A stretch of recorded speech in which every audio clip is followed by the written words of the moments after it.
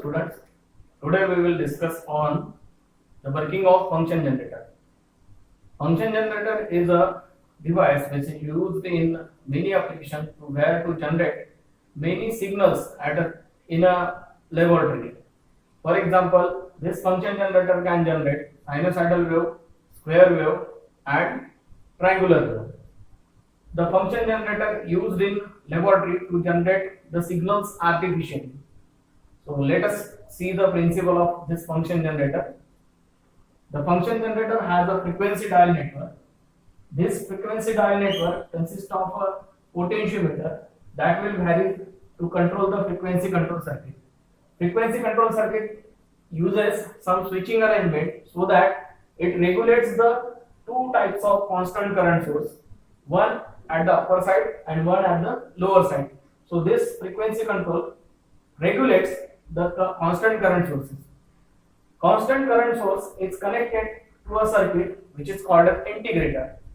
Integrator is a circuit we will discuss detail in operational amplifier, to which if the constant current is given to this integrator, it will generate the ramp signal. Ramp signal are those whose amplitude goes on increasing with respect to time. So this type of ramp signal is generated here.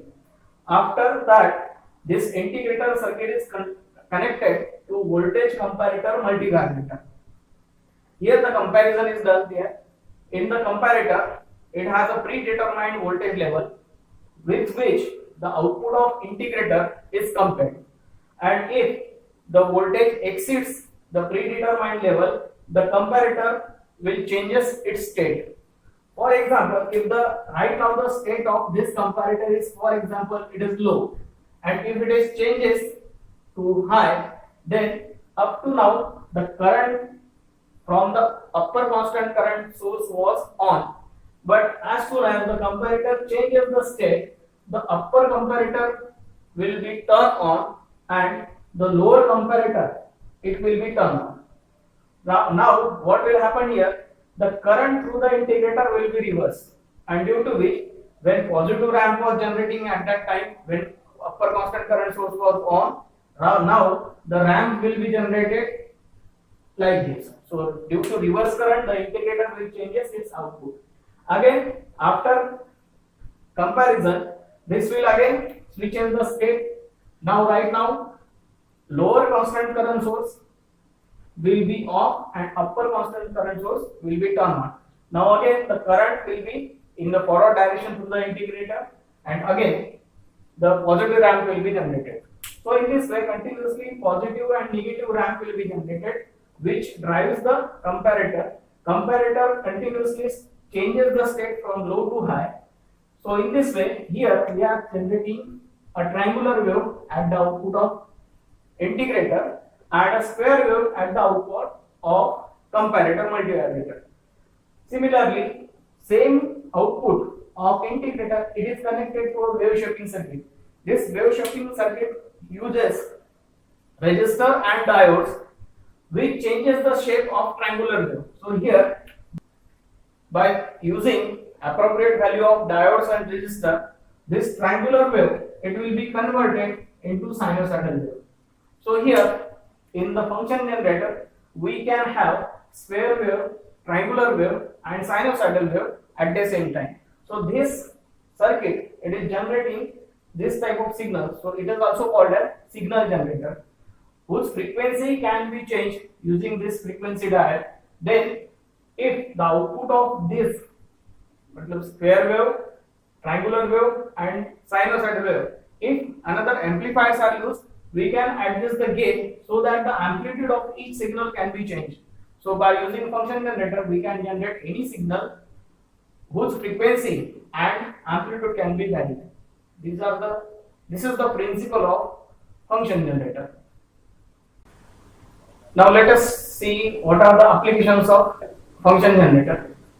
This function generator is mainly used to study the frequency response in audio frequency and video frequency or radio frequency amplifiers. So artificially those signals are generated and whose frequency can be analyzed. Second, it is used as a testing equipment in where the video circuits are there. and video processing is done there. So to generate the artificial signal patterns, this type of function generator is also used. It is mainly used for alignment of TV receivers and radio receivers. This function generator is also used. In the laboratory, this function generator is used to generate the signal as an external input signal for CRO in measurement of frequency and phase.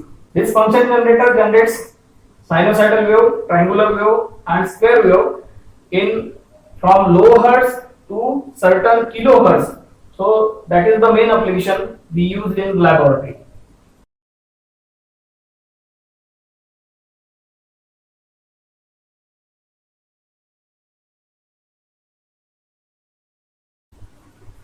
Hello friends, today we will discuss on digital multimeter. This type of digital multimeter you might have been used in the laboratory for measurement of current, voltage and resistance. This digital multimeter, why it is called as digital multimeter? Because it shows the digital digit, it shows digit, so that is why it is called as digital multimeter. No, not at all. This is digital multimeter because it uses some digital processing devices here inside the digital multimeter. So that is why it is called a digital multimeter. Here in digital multimeter, the basic digital processing device is this. This is actually a DC voltmeter and it uses some digital devices. The first block here, you can see that the analog quantity should be converted into digital form. So for this, it uses analog to digital converter. Then after that, it uses decade counter. Every digit in digital multimeter will have the value between 0 to 9. So 0 to 9 means total 10. So that is why it should have to count from 0 to 9. That means decade. So that is why it uses decade counter. Second thing, after that decade counter, it should be given to LCD display. But LCD display will receive the signals in its own form. So it should be decoded. So digital counter, decade counter, it will have the output in binary form and that should be given to this LCD display which will display only the decimal numbers. So that is why this format should be decoded. So here decoder circuit is used. After that a driver circuit is there. Driver circuit is what? The decade counter's output will be in the binary form. It will be in 1010 format. 10 will have some voltage level and mostly to represent logic 1 we use plus 5 volt and LCD displays, these displays actually receive less than 1.5 volts. So that is why the output from the decade counter cannot directly fed to the display. So its voltage level should be decreased. So for that we use a driver circuit. Now here this is the basic DC voltmeter. The quantity to input this DC voltmeter, it must be in the DC form. Second thing, it must be in the analog form. In digital multimeter, we use two probes. One of them is red and one of them is black. Here the basic input is the red probe and second probe, it is commonly grounded to all circuit. So these are the two probes where we have to input the different quantity to be measured. Second, it uses two switches S1 and S2. These switches are connected in pair. That means the switch S1 is ganged with S2. It means that both the switches will work on a same arm. That means if S1 is connected to VDC, at the same time S2 will be connected to VDC.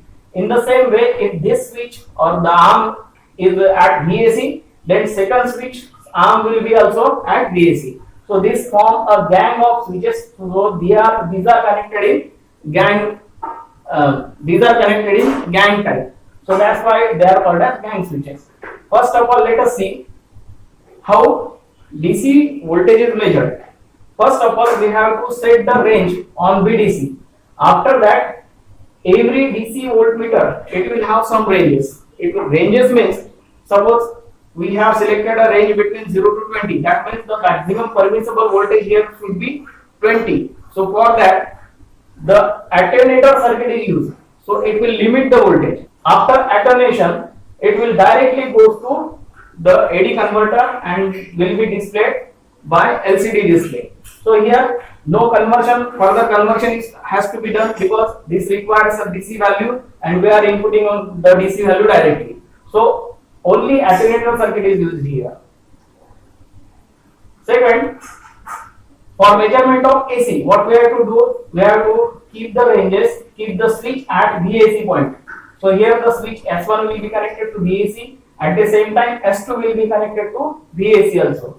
So here we have to convert it into DC. So for that, again attenuator circuit is there, and after rectification the AC voltage will be converted into DC. Then through this switch it is again applied to the DC voltmeter. So in this way AC voltage will be displayed here.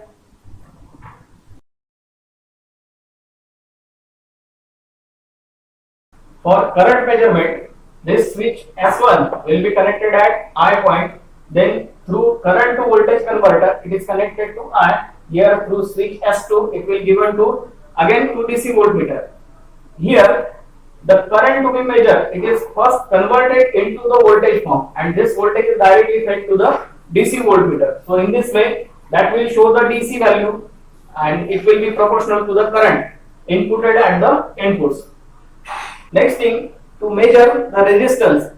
To measure the resistance, what we have to do, resistance should be converted into voltage. So that can be done using a constant current source here, and a resistance, it will be connected at this point, and this constant current, it will have, for example, it will have a current of 1 ampere, and this current 1 ampere will flow through S1 to the unknown resistance. And if the resistance value is, for example, 1 ohm, it will produce a voltage of 1 volt. Now this 1 volt, it is directly fed through S2 to the VDC, that is DC voltmeter. So here the proportional value will be shown here as 1. Suppose unknown resistance is changed to suppose 2 ohm, then it will create a voltage of 2 volt. Using Ohm's law we can calculate 2 into 1, that is 2 volt. So it will show the value of 2. So unknown resistance value shown here will be proportional with the resistance inputted here. So this is the principle of digital multimeter.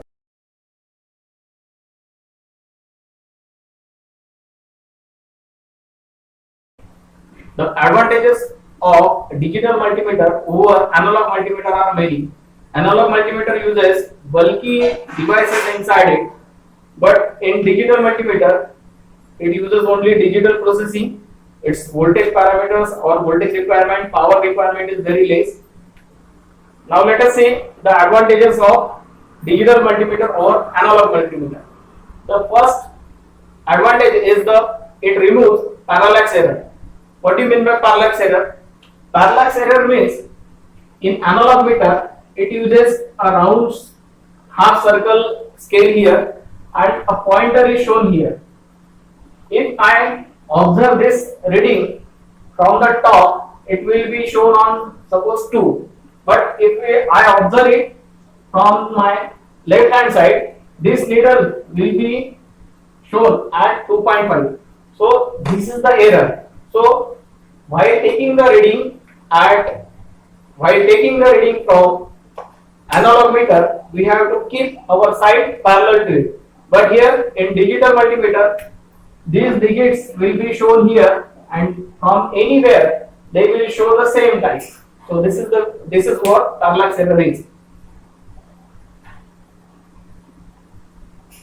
In analog multimeter, if this pointer has to remain steady at a point, it will take some time.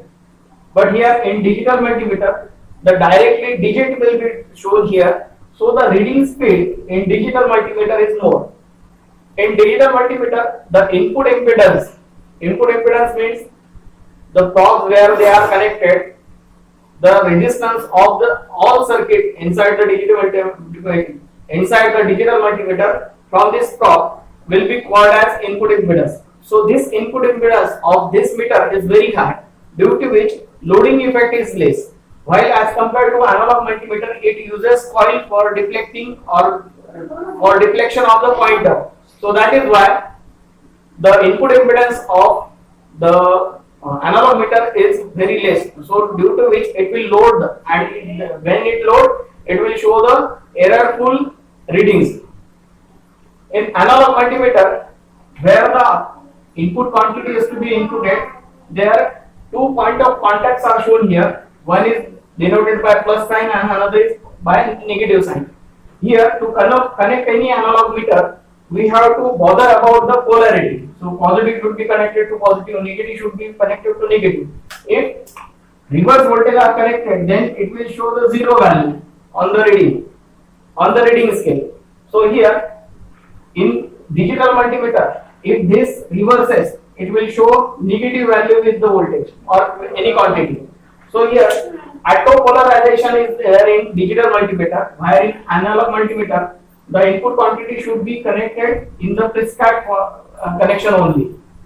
In analog multimeter, if we have taken a voltmeter of range, for example 2 volt, and if we have to measure a voltage up to 4 volt, then the pointer here will deflect at its high value to 2 volt. So we will consider that though the input is 4 volt, it will show only 2 volt. So here we will take the error reading that it is 2 volt. But in digital multimeter, if 4 volt is given and if the range is selected between 0 to 2 volt, it will show a digit 1 at the MSM position. So it will indicate that it is over range, and this will be corrected by taking a higher range here.